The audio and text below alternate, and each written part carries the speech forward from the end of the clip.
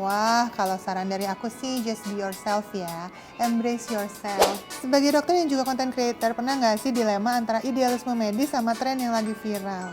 Sehat dulu deh, ya kan? Karena kita punya hidup cuma satu, you only live once. Jadi paling nggak, ya usahakan menjaga kehidupan kita yang satu-satunya ini. Hai Besti, saya Dr. Esa Broto Asmoro. Saya mau jawab pertanyaan-pertanyaan Besti di Curhatan Besti.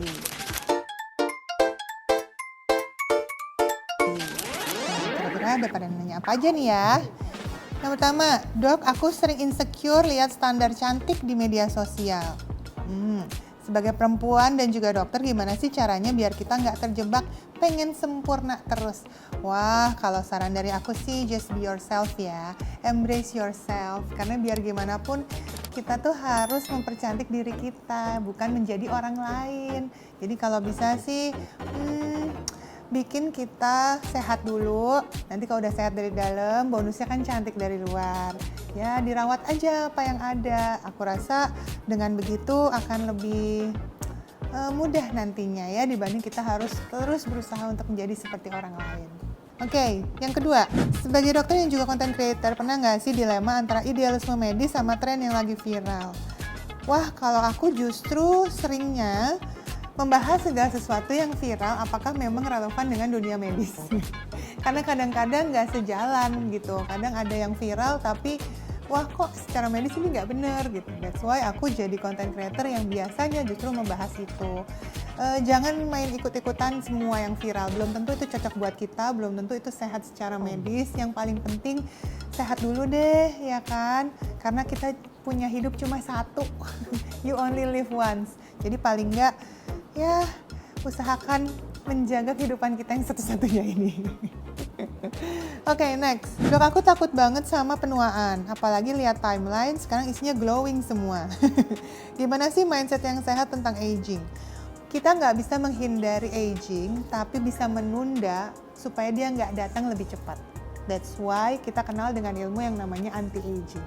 Nah, anti-aging ini bisa kita lakukan dari sebelum aging itu muncul. Jadi sedini mungkin.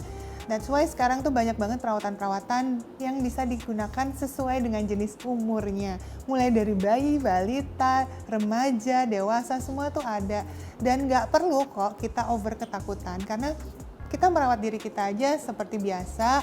Bagaimanapun kita harus percaya bahwa diri kita inilah yang terbaik. Jadi bagaimanapun diusahakan supaya kita menunda supaya nggak datang lebih cepat dengan gaya hidup sehat. Jadi jangan memperburuk aging dengan melakukan berbagai hal yang justru membuat aging lebih cepat. Kayak misalnya merokok, minum minuman beralkohol, terus juga tidurnya kurang, nggak pernah olahraga, kurang minum air. Nah, itu semua kan memperburuk kondisi kesehatan dan mempercepat aging. Jadi kita nggak usah takut aging, tapi usahakan gaya hidup sehatnya dulu. Next, sebagai ibu dan seorang profesional, apa yang paling sulit tentang menjadi perempuan dewasa? Yang paling sulit adalah karena kita nggak pernah belajar atau sekolah untuk menjadi seorang ibu, ya kan? Nggak ada tuh ibu pelajarannya di sekolah. Jadi punya anak itu menjadi suatu pelajaran baru, di mana kita jadi harus keep on learning untuk menjadi seorang ibu yang baik, gitu. Itu aja.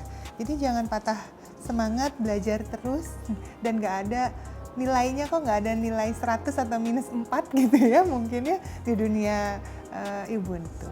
Oke, nextnya, aku merasa guilty kalau istirahat. Wah, tapi kalau kerja terus malah tumbal. Tentu dong tumbang. Dari sisi medis dan well-being, seberapa penting sih balance itu buat kesehatan jangka panjang? Ya, yang namanya work-life balance itu sebenarnya penting sekali ya. Jadi kalau bisa tetap harus diupayakan work-life balance. Jadi harus ada istirahatnya. Apalagi yang namanya tidur tuh harus cukup. Kita tahu kalau usia dewasa tidur tuh 7-8 jam sehari, dan memang sepenting itu untuk tidur. Jadi bukan hanya istirahat ayam-ayam aja ya. Tidur itu saat dimana kita merestoriate badan. Jadi fase tidur terutama deep sleep itu paling nggak kita harus mencapai 3-5 kali dalam satu kali waktu tidur.